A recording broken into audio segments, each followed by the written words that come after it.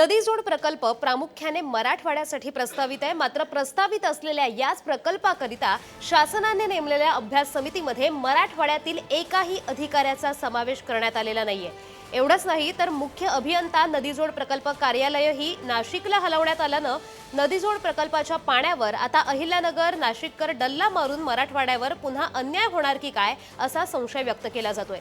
मराठवाड्याला कृष्णा खोरं, गोदावरी खोरं आणि तापी खोऱ्यातील वाहून जाणारं पुराचं पाणी नदीजोड प्रकल्पाद्वारे वळवून दुष्काळावर कायमस्वरूपी मात करण्याचा निर्णय शासनाने घेतला।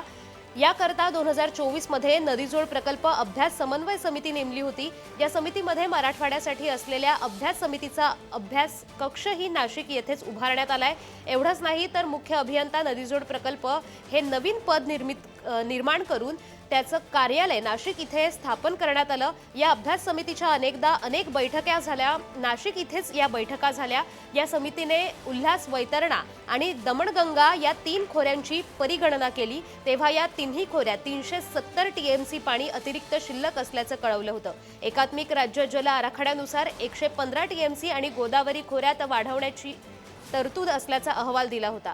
शासनाने 16 सप्टेंबर 2023 रोजी छत्रपती संभाजीनगरमध्ये झालेल्या मंत्रिमंडळ बैठकीत मराठवाड्यासाठी नदीजोड प्रकल्प मंजूर केल्याची घोषणाही केली होती। यानुसार मराठवाड्यासाठी मंजूर करण्यात आलेल्या नदीजोड प्रकल्पाचं काही पाणी सिन्नर तालुक्याला देण्याचा निर्णय घेण्यात आला। या समितीमध्ये मराठवाड्यातील स्थानिक अधिकाऱ्यांचा समावेश नसल्यामुळे तिथल्या अधिकाऱ्यांनी मराठवाड्याच्या योजनेचं पाणी सिन्नरकडे वळवल्याची चर्चा आहे। या संदर्भात अधिकचे अपडेट्स देत आहेत आमचे प्रतिनिधी सचिन जिरे।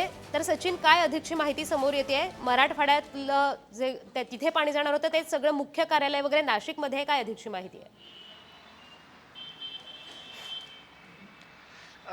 आपण जर पाहिलं तर मराठवाडा हा कमी पावसाचा क्षेत्र म्हणून ओळखला जातो। गेली अनेक दशकं जर आपण पाहिली तर मराठवाड्यामध्ये अनेक वेळा दुष्काळ पडलेला आहे। अशी परिस्थिती असतानाच मुख्यमंत्री देवेंद्र फडणवीस यांनी एक शब्द दिला होता की आतापर्यंतच्या पिढीने मराठवाड्याने दुष्काळ पाहिलेला, मात्र पुढची पिढी दुष्काळ पाहणार नाही, कारण की जो वाहून जाणारा पावसाचं पाणी आहे तो मराठवाड्यात आणला जाईल नदीजोड प्रकल्पाच्या माध्यमातून आणि मराठवाडा सुजलाम सुफलाम केला जाईल, अशा पद्धतीचा शब्द मुख्यमंत्री देवेंद्र फडणवीस यांनी दिल्यानंतर नदीजोड प्रकल्पाची जी समिती स्थापन करण्यात आली होती, मात्र त्या समितीमध्ये मराठवाड्यातला कुठलाही अधिकारी नाहीये। इथं जो कार्यालय होता तो देखील नाशिकमध्ये हलवण्यात आलेला आहे। सध्याची जर परिस्थिती आपण पाहिली तर मराठवाड्यामध्ये मोठ्या प्रमाणात पावसाची तूट आहे। भीषण दुष्काळ सदृश्य परिस्थिती पुढे निर्माण होण्याची शंका आहे, तशी शक्यता देखील वर्तविण्यात येत आहेत। वारंवार मराठवाड्यामध्ये दुष्काळ पडत असल्यामुळे हा नदीजोड प्रकल्प